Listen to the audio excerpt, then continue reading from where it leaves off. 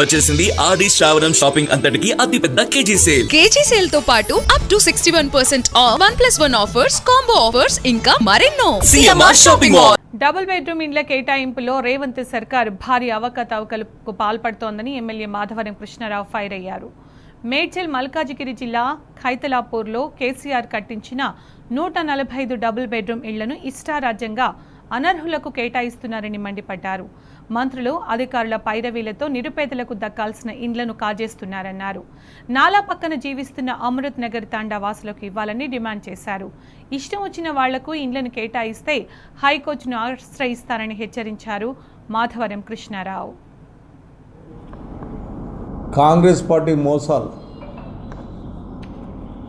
నిరుపేదలను మోసం చేసిన దాంట్లో కాంగ్రెస్ పార్టీ అనేటటువంటి అంత గొప్పగా దేశంలో ఏ పార్టీ లేదు నాకు తెలిసినమాట.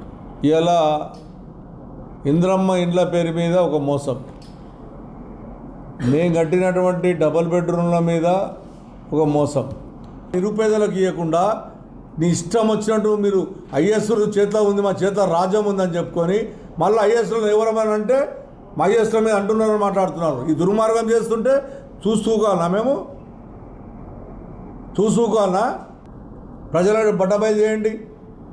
ముఖ్యమంత్రి గారు నీకు దమ్ము ధైర్యం ఉంటే బట్టబయలు చేయి, అబద్ధాలు చెప్పాకు. ఇప్పటికే మోసం చేస్తున్నావు అందరినీ. మంత్రి లెటర్ రాస్తే ఇచ్చేసుడేనా? ఇంత దుర్మార్గమా?